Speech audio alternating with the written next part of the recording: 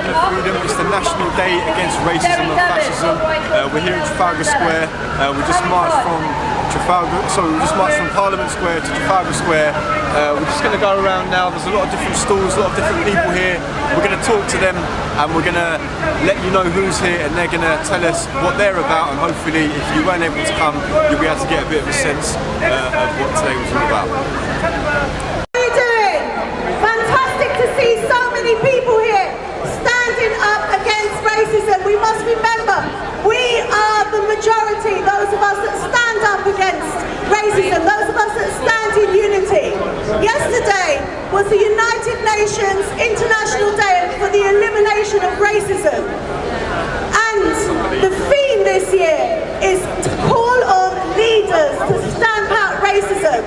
Well, actually, our leaders in this country are the ones that created a racist state, an apartheid state in the UK. So I think that they should be sanctioned by the UN for their failure to combat racism. And we should call on them and put pressure on them.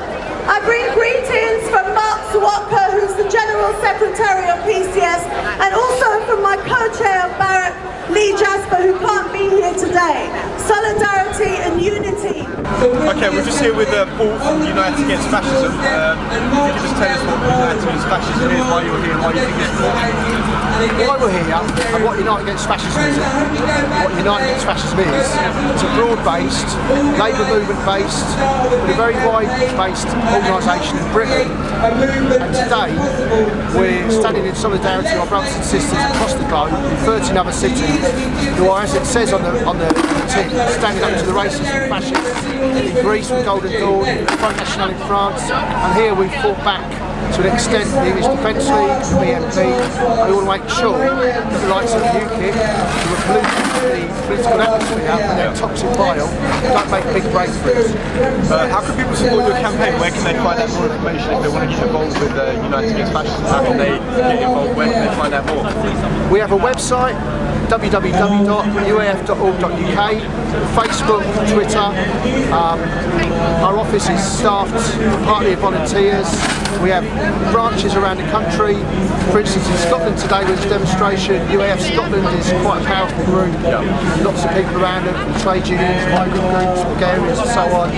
The same in Wales, where there's a demonstration today. So if you go on our website, we'll be a good start. Or you can email us. So you guys always look at volunteers and fantastic. Brilliant, thanks very much. Thanks for your time. Right, cheers. This is the answer to UKIP and the BNP. We are strong, we are united, we are not going to be divided by those people. And when they say that all the problems of the world can be dealt with by wars, by greed and by markets, I tell them this: the wars have killed thousands and cost billions. The markets are starving and killing people in a deeply and more deeply divided world. And the consequences of that are xenophobia across Europe. The consequences of that are people dying in boats trying to get to Lampedusa, in people dying in boats trying to get to Canary Islands, and across the Atlantic, poor migrant workers from Central American countries dying trying to get into the United States. That is where xenophobia and racism ultimately leads to. I think it's very important that we make a clear stand against racism, against fascism, and the ideas that are kind of being put forward in society. But also, I think it's important that we put forward a positive alternative as well. The idea of, especially of workers' unity, to combat those ideas wherever they come across. I'd say there's more common between me and the worker, in Poland, in India, wherever, than there is with the bosses in whichever country. What's the Communist League all about? Why are you guys here, and why is it important?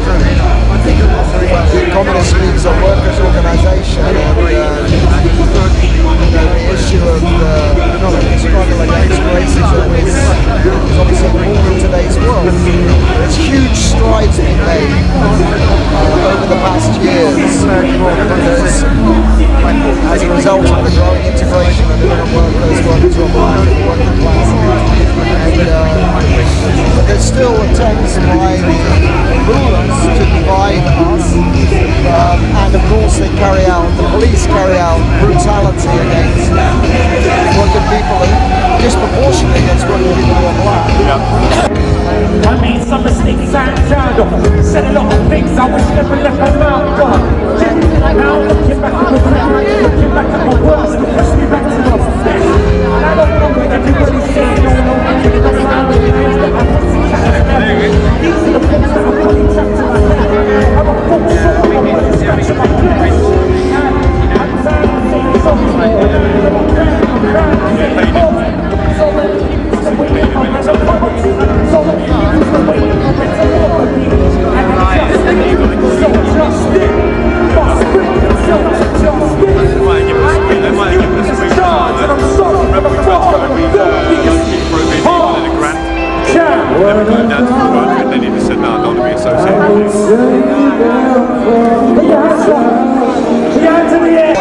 I'm just with Jen from an organisation called RS21. What's the organisation all about? Why do you think today is very important? Why do you guys come out to make your voice heard? We're a socialist organisation that's been set up fairly recently, but we're interested in discussing through what the impact of neoliberalism has been on the workplace and questions around depression. So around questions of women's oppression, but also the insidious impact of racism, trying to divide and rule people at the moment. So the way that the government, the Tories are trying to scapegoat migrants, push through an anti-immigration in order to try and push through their austerity. In that regard, what do you think about the current government and the kind of main position that they It's quite a difficult question in a lot of ways. Obviously, I think the Tories say that we're all in it together, but in reality we can see that the austerity measures that they're pushing through are completely destroying most people's lives. The gap between the rich and the poor is widening. This is a rally organised by anti-racist organisations, anti-fascist organisations, and most importantly the trade union movement. And really we're here to take a stand against the type of politics we're seeing from Westminster and from some fringe organisations, the UKIP, the BNP. It's all about dividing and ruling ordinary people, using racist myths and lies to demonise and at the same time instill fear. And really I think what socialists are about, and socialist workers are about, is at the same time trying to say actually there is an alternative. Our slogan says, it's the bankers that pay, not migrants.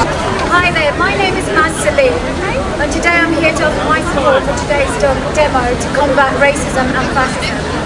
My personal experience of such racist behaviour was on the 29th of April 2013.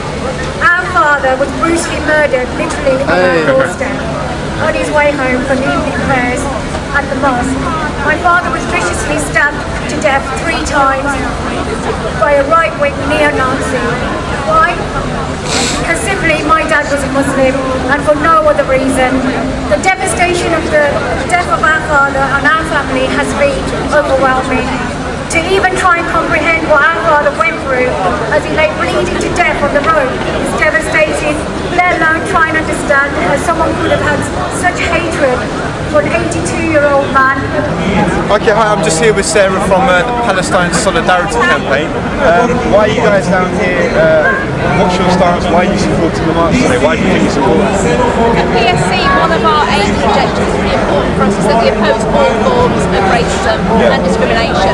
And obviously this is something that's really important for the Solidarity Campaign for Palestine, opposing Israeli racism against Palestinian citizens of Israel and also Palestinians living under Israeli occupation in the West Bank and Gaza, and also obviously Palestinian refugees who are not able to return to their homes. And so we are here to express a position of support for campaigns against racism in this country. We're also here to raise awareness of Israeli racism and the impact that it has on the daily lives of Palestinian people. Sure, I saw Stop G4S campaign here earlier on. What's your view of G4S given their activities in Palestine? Well, obviously we have been working very hard to try and persuade companies and local government, national government not to give contracts to G4S until they clean up their act and they end their complicity, their involvement in it's really important. What we've seen is some major developments. For example, the BBC have just announced they're not giving their security contract to G4S. And G4S's complicity is very, very clear. What goes on in Israeli prisons are Palestinians are illegally transferred into prisons inside the Green Line, in contravention of the Geneva Convention. Torture is widespread, and G4S provide systems, surveillance systems, that monitor what goes on in those prisons, so they're completely complicit. And so we're saying very clearly that we should not deal with G4S. My nephew Mark Duggan was executed by one of the biggest gangs in Europe, the Metropolitan Police Service, or should I say force, because that is what they are. They are a force. We pay them for a service, they provide a force, and that force is that they feel they can murder our kids and don't even think that the family are worthy enough of even being notified. Mark was executed on the 4th of August. Nobody thought it was worthy of them going to his parents, his mother and father, because the Daily Mail would like to say he's a single parent, latchkey kid. No, he had a father, and Mark's death killed his father 11 months later. They don't know what they've done. What they do is kill a member of the family, which then kills the family. So Mark has got to get justice. We have to fight for Mark's children, for all of the deaths in custody, over 5,000 so far, and not one of that member of that gang has been held responsible. The first thing they did when they executed Mark, in collusion with the Daily Mail, the Sun, the Gutter Press, the mouthpieces for Conservative governments, they started a smear campaign against Mark. Mark could not speak for himself. Then they weren't happy with that. They started with the family, trying to scapegoat my family for their riot that they started. We're not having it. You're not going to scapegoat my family for something you did. What they didn't expect when they started the riot after they beat up a 16-year-old black girl outside Tottenham police station when my family went to report Mark's murder. That's what happened. My family went to report Mark's murder because nobody came to the family. And they left my family standing outside Tottenham police station for 5 hours. Said somebody was coming to speak to them, they didn't have anybody. But the minute they murdered Mark, they had contingency plans in place whereby the ambulance, fire service, even G4S tagging service could not go to Tottenham or Broadwater Farm, because we knew there was going to be a backlash from the community. If they had all these plans in place, why did they not have somebody at the police station to speak to the family? 2 weeks later, the IPCC publicly apologised for not delivering the death message. But why are they doing that? The IPCC, it's not their job, it's the job of the police to deliver the death message. This is when we discovered the Independent Police Complaints Commission is really the Independent Police Cover-Up Commission, because that's what they do to protect them. From the moment we realised that the IPCC were not independent but protecting this murdering gang, that's when our eyes were opened. At the end of the day, V53, the anonymous shooter of Mark, they want to give him his gun back. They want to put him back on the streets with his gun. How safe do you feel knowing that the Metropolitan Police Service are harbouring serial killers? How safe do you feel letting your children out knowing that people like B53, who has been murdering people on many occasions, is walking your streets. They are murderers, and what's happened, Mark's verdict, a perverse verdict. The jury said Mark was not armed, yet he was shot twice. And then the jury came back with a verdict of lawful behaviour. How can that be? How perverse is that? We have to fight this and get this verdict overturned, because if we do not, that will give them the blue light to shoot your children dead with no questions asked. Thank you.